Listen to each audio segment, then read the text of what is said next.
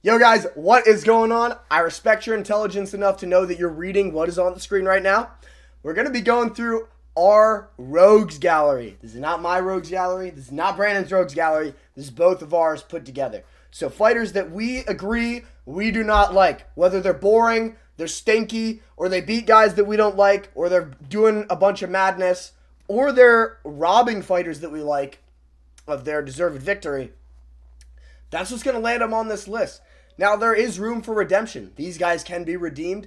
People have definitely been on this list. Batista. And they've made it out of the list. They're home free now. So, lock in, boys. Let's get into it. Let's go. So, starting us off, we all saw the Dan Hooker files. He's just not a good boyfriend. You know what I mean? Like, he just seems like an L boyfriend. That's why he's on the list, guys. You already know, right? Yeah, I mean, also just throwing in there, at this point in his career, he's on the card. He's gonna get finished probably. Yeah, exactly. I mean, we want to keep the Dan Hooker segment brief. So, moving us on, Carlos Ulberg, thankfully, he is getting slimed out by Yuri in, 11 days' time? Thank God, bro. Thank God he's getting slimed out by Yuri. Yuri is going to free us of this guy. He's out here putting up a 29-28 stink fest over an old, washed Jan Blachowicz, and he's like, He's like going insane. I mean, I know I would be too, but like, bro, you got to show some respect to my boy Jan Blachowicz, you know what I mean? And then he's out here sliming Dominic Reyes. No, you can't be doing that. Carlos Ulberg, also because he thinks he's going to beat Yuri, he's got to go on the list, bro. And he's super boring. Forget the Dominic Reyes. Forget the fucking Kiwi casuals. He's boring as hell. He's literally like title reign Izzy, except as a contender. Yeah, and I also still think he's quite fraudulent. Like he has that one loss in his career, and he hasn't fought anyone since. So Yeah, he's a quite fraudulent title contender here. Like exactly. anyone that same style. Yeah, he hasn't fought most of the good guys in the division. Like he hasn't really beaten anybody too crazy, you know? His best win is a washed Jan Blachowicz. And then people are freaking out like, oh my days, oh my word, he beat Dominic Reyes. He KO'd him. Dominic Reyes, the chinniest light heavyweight of all time. Like, come on, bro.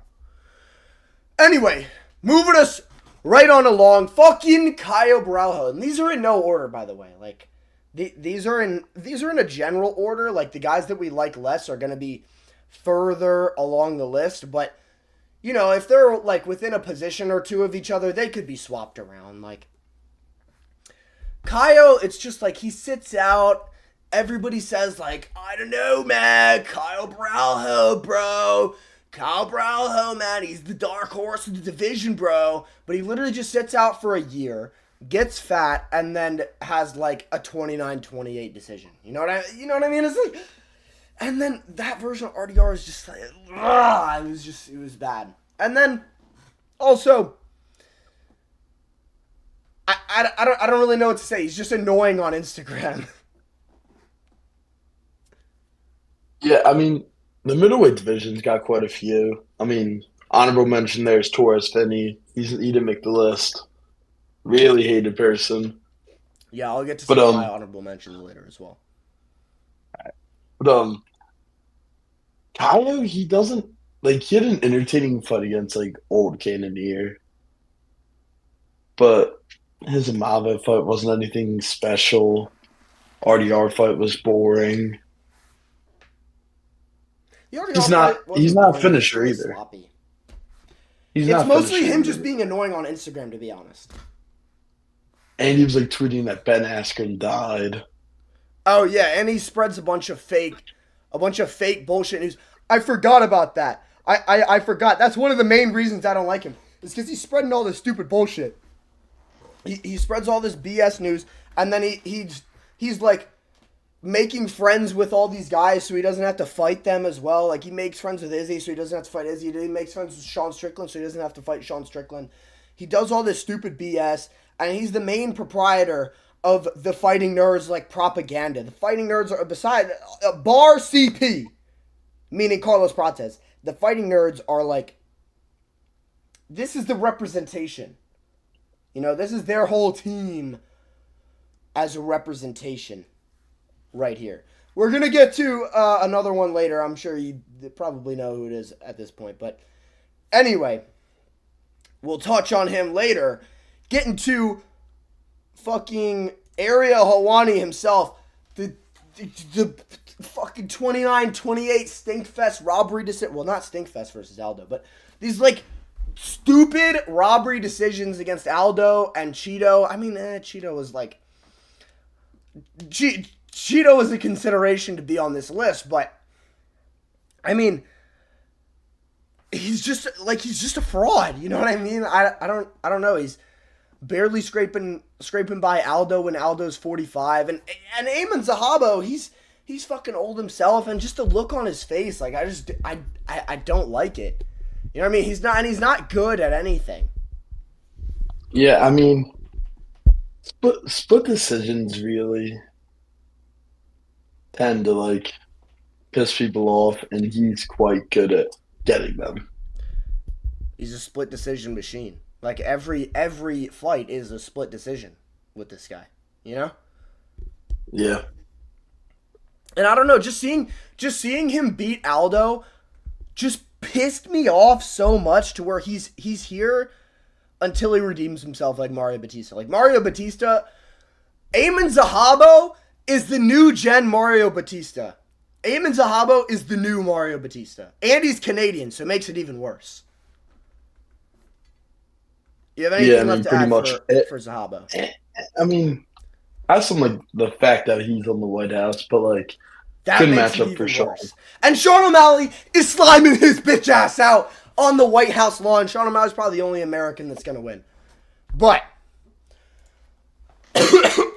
Yair Rodriguez, bro. Where do I get started with this fucking guy? He just, like, ducks matchups, comes back after, like, a year or two. It's usually, like, a year and a half. And then just either puts up an unimpressive win and then calls for a title shot, or loses brutally and then wants a rematch with the guy a year later after a fucking win over Pitbull. Like, dude, him calling for a title shot versus Volk while simultaneously ducking Diego Lopez when he's like, Gulon! It just pisses me off to no end. When you literally got finished by Volk like a year ago, and you are 1-1 since then, and your win out of the two is fucking Pitbull, and then your loss to Brian Ortega, who lost to Diego Lopez. So, you should be wanting to fight Diego Lopez to prove that, you actually are better than Ortega. It was an off night, blah, blah, blah. But no, you call for fucking rematches with Volk that you don't deserve. Like, dude, he just... Yeah, I mean, angers the inactivity is such a big killer. Because, like, he normally produces quite entertaining fights.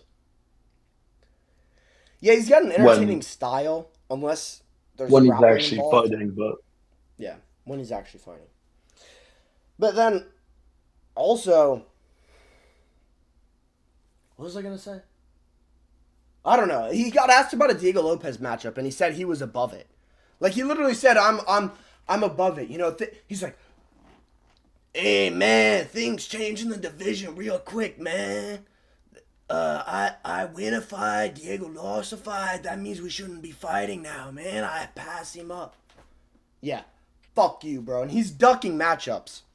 He's ducking matchups as well. Like, are you going to fight Gene Silva? No. Are you going to fight Diego Lopez? No. Are you going to fight fucking Aljo? No. Are you going to fight Movsar Evloev? No. Like, he's not going to fight any of these guys. He will only fight... And when we did the fixing the divisions, I said he has to fight Lerone Murphy, because Lerone Murphy is the only guy who doesn't have knockout power of wrestling that he's going to end up fighting. Yeah, I mean, just boring inactivity. Yes, sir. Moving on. Next up in the list. That calf is done, man. Yeah, Joe Rogan. Joe Rogan thought he could escape the list. Brandon Moreno. He was another one He was another consideration for the list. But Joe Rogan gets on every fucking pay-per-view and talks about the calf kick and the steel Muay Thai cups and how they create leverage for arm bars. And then he talks about, my God, how did Pereira ever make 185? That shit is going to be on the White House card like 40,000 times because he's fighting at heavyweight. Like, this motherfucker and his fucking isms, they will be the death of every new fan in the sport because they're all going to think, oh, that calf's done, man. I can't, like, there's going to be a generation that will come up listening to Joe Rogan. And they're going to be like fucking bots with their Woody doll fucking little string John like I'm doing right here. And they're going to be like, that calf's done, man. How did he ever make 185? Yeah. And I would just like to add, this is about when he's on the pay-per-view, it makes DC more annoying also. Like, he also dumbs everybody down. And he's talking about, people forget, man, Chuck Liddell was a marauder, bro. Like, he must just have that effect on the broadcast booth. Yeah, and he's talking about, like, and when he goes on his podcast, this is another reason. To talk about the no fence, no, like, if someone ends the round on the ground, they've just started on the ground. Oh, yeah, and then he talks about this stupid bullshit, like, I just want the most pure form of fighting, just two guys fighting with no rules, and blah, blah, blah. That's not, like, fans want to be entertained, right? Like, this is an actual sport for people's entertainment, this isn't some fucking, like, some fucking stupid bullshit about proving, I don't know how to word this. But you have to understand, like, people want to be entertained. He's like, fuck the fans. If they boo, just fuck them. You know who keeps the sport in fucking business? They should fight on a basketball court so it's nice and big. Like, they should really have no cage, man. Yeah, it's just dumb. And then, was there something else? Oh yeah, and he gets on and he glazes all the unks and the old heads like they would get fucking pounded into the ground brutally, belt to ass by the modern day guys. And it wouldn't even be a competition. People forget, man. Nasruddin Imavov, man. Yeah, he's next on this list. Yeah, we don't fuck with France, bro. No, I'm just kidding. But when he fluked Izzy, it's easy to look back on now and be like, oh, Izzy's just washed as a downfall. Blah, blah, blah, blah, blah. He fucking flukes Izzy and then puts up a very oralist, mediocre fight against Baralho. And then people are acting like it's just so insane. Like, dude, Strickland literally already beat this fucker on short notice. Yeah, he's also quite a dirty fighter. He is a dirty fighter too. That's we'll get to who you're thinking of later. But that's a thing with French fighters, dude. That's a thing with those guys from France. But Malvov just oralist, kind of boring. Fluke to Izzy. This motherfucker made me root for Kyle Baralho. I was rooting for Baralho to beat this guy. And Baralho's also on this list. I think that is enough explanation for Imavov, unless you got something else. No, Waldo Cortez of Blobsta. You thought you could jiggle and run around the octagon your way away from this one, buddy. You're going in the fucking Rogues Gallery. This is like my fucking Mr. Freeze, dude. Waldo Cortez Acosta jiggling around the octagon, and everybody thinks he's so fucking good. He's like, I know black guy Dominican. Yeah, you think you're so cool because of that? Nobody gives a fuck, dude. We all know that you're just LARPing on the heavyweight division. This is a fucking heavyweight LARP. And you think you're so good, but everybody else is just ass. You had to get a robbery decision over fucking Sergey Spivak. He's a great fighter. I'd love to fight him. And then you beat Derek Lewis because he fucking pulls guard. And then you beat Ante Delija and he eye poked you and you eye poked him back and you think you're so cool because you're calling out Tom Aspinall. Tom Aspinall will flatline you in 30 fucking seconds, dude. Mark my words. Why are you booing? I mean, what you booing for? I just want to throw in there. That's one of the main parts I hate him because when he got eye poked after Tom, and he was like, just like calling, like, just basically calling Tom like a bitch for it. Even like his was so much worse. Tom's was so much worse. And then That one really also on pissed me top off of that, Tom Aspinall would have finished him in under 2 minutes, dude. with one eye. With one eye. Exactly. Next up, I feel like we're taking too long with some of these guys, but Gene Silva Stein. Yeah, everybody saw this one coming when we were talking about Kyle earlier. But Gene Silva, we don't like the hoof, hoof, hoof. Please just stop, dude. And he submitted Bryce Mitchell. We already don't like that. The barking, it's annoying. The autism LARP is actually insane. And then this motherfucker goes out there and beats Arnold Allen as well.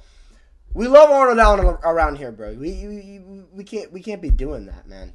And then also, I was super happy when he got slimed out by Diego Lopez. And I'm scared of him fighting Volk. That's most of the reason he's here for me. Why is he here for you, Trench?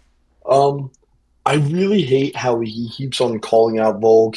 He's saying Volk's scared after he's just coming off an Arnold Allen win, who Arnold Allen hasn't fought in a year and a half at the point. Like, it's not like Arnold Allen was a good win at the time.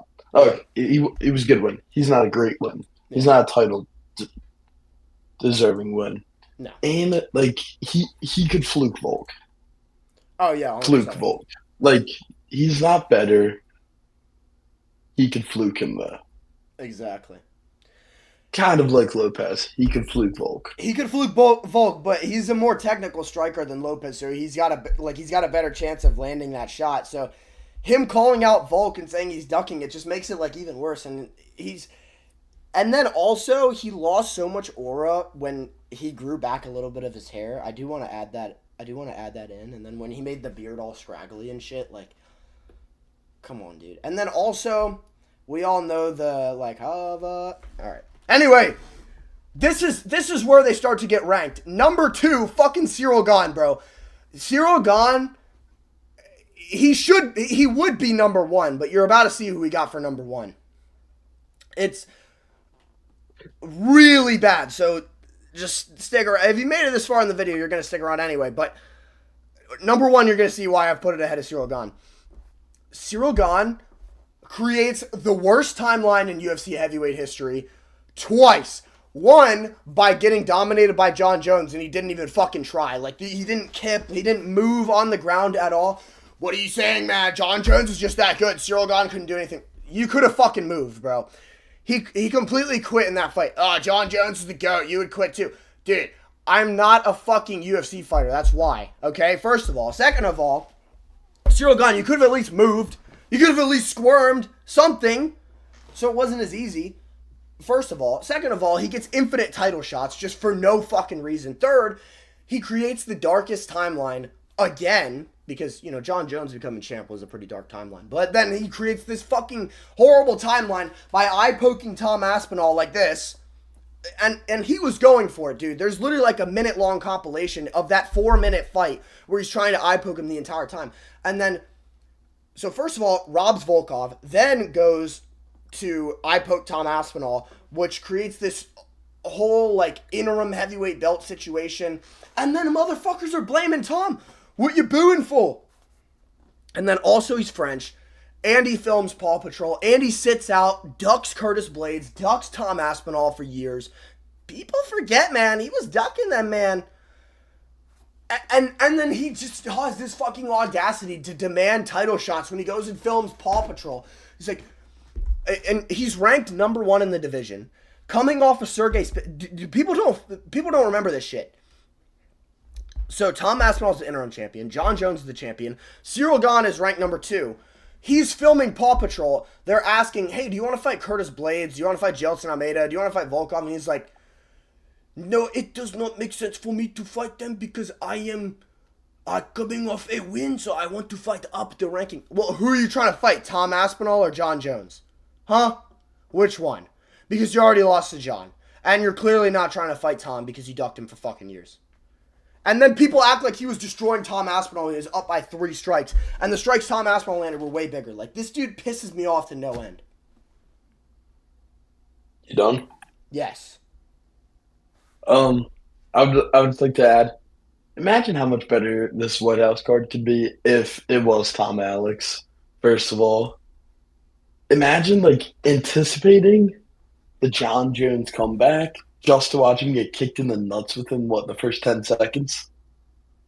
Like, no, like that one. Like, you're anticipating this comeback. First 10 seconds, he Oh, yeah, and hits he's him with dirty the as low blow.